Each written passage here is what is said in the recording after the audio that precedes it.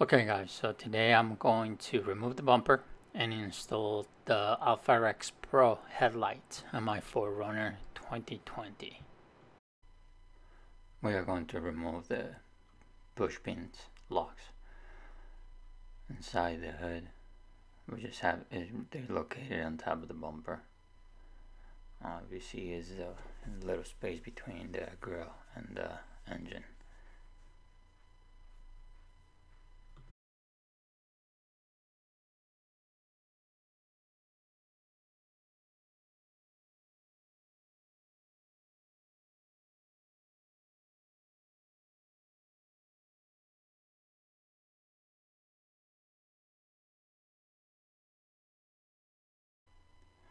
Now we're going to remove the push pins that hold the front grille.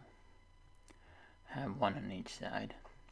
Also, it has some on the bottom if you want to remove just the top part. If you look inside, in the bottom, you have those push pins right there. They also need to go out. You have 2 screws in there. That's a connection for the collision sensor in the front. And let's start.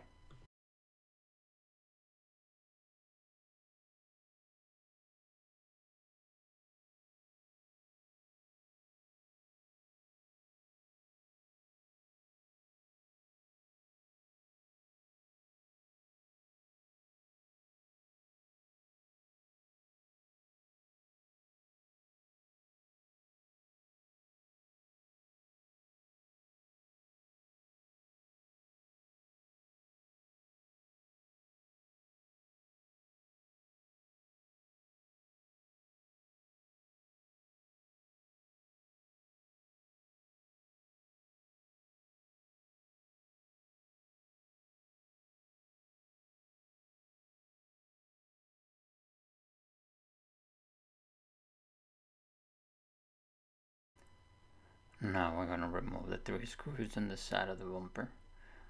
Each side has 3. We have to remove those.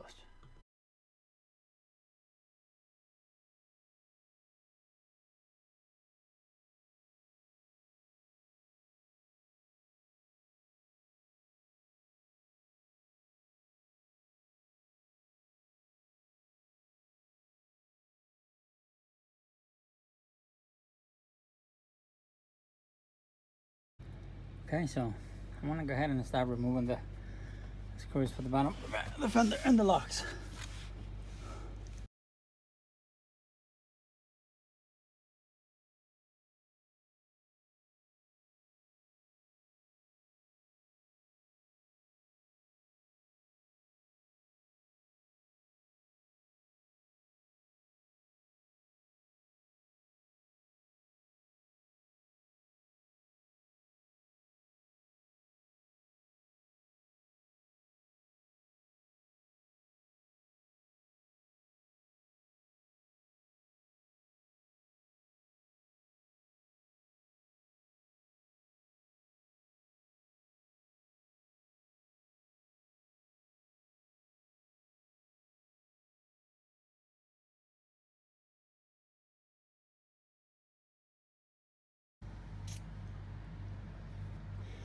Alright, so I got my go-guard down so I can continue to remove my front bumper.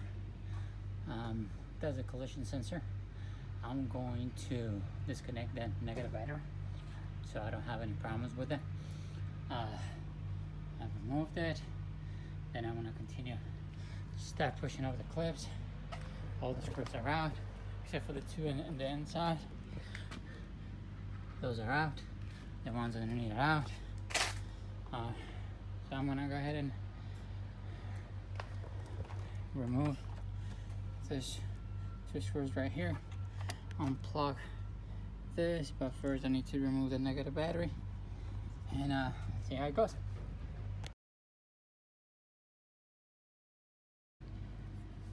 Okay, so we have to remove these things, but you just lift it a little bit and then start pushing until this whole thing passes to the other side.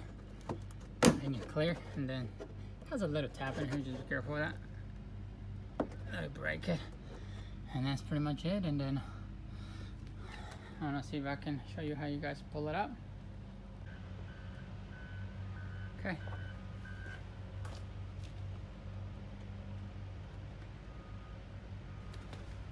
One of the things that I forgot to mention in the video is to make sure you unplug the fog lights. Otherwise, once you remove the bumper, they're going to be attached to it.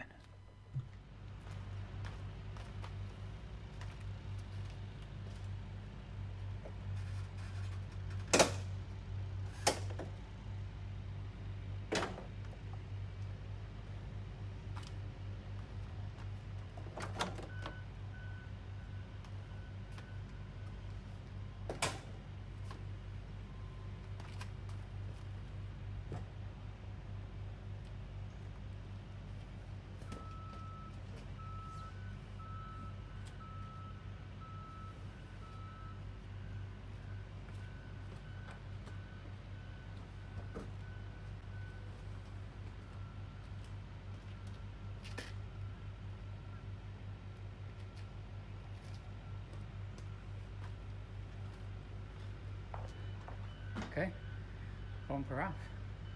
Let's continue with the lights. Alright, so to remove the lights, we have to remove 4 screws. There's also 10mm. 1, 2, 3, and 4 that's underneath of this. So what you do with this is you kind of slide it, this whole cover, and it comes out. You actually follow the tracks. Once it gets clear, you can pull it off.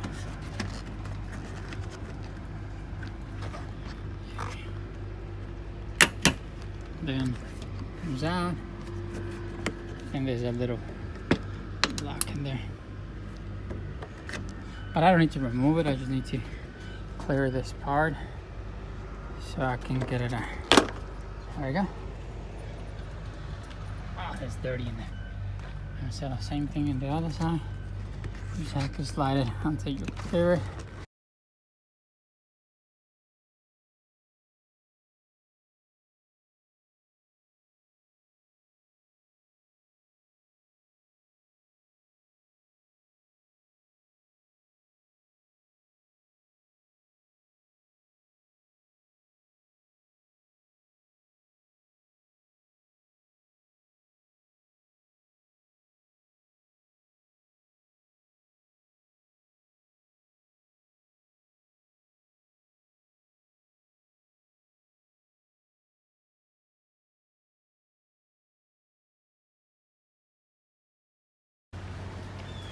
Okay, so I just have to, I already changed my LEDs, they're inside. I just have to plug it in. There's connectors, see the connectors in here, and here, and it should be good. So I'm just gonna plug it in and then show you guys. So I never made a video for it, but when you change your blinkers into LEDs, you need to add this thing, this, so when you hit the blinkers it doesn't blink really fast. That's why you have to add in. The only thing that I did is just drill a hole, remove the battery, drill a hole in there, and just put it in, secure it, connect it to your blinker, and that's pretty much it. So I'm going to replace the lights on this side, the LEDs, 2 LEDs, and mount it back. Okay, so put it in. I haven't put the screws yet. You have one here, one here, one here. You have the one here, they all match. All the connections are set. That brown cable connects to the whole light and also connects to the module where it works for the running night lights. So basically you have to use the wire and connect it to a ignition fuse. That way when you turn on the car, your light on the front turn on. Run that cable, this cable right here. The light doesn't come with any instructions. So, but I'm gonna put the light, change the LEDs in that one, hook them up with the screws, and I'll be right back. So this is the cable. You have your ground and power, or your fuse. This is box for the running that light.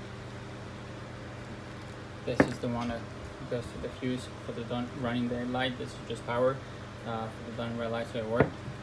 And this one's going to connect underneath of the each light that I show you over here.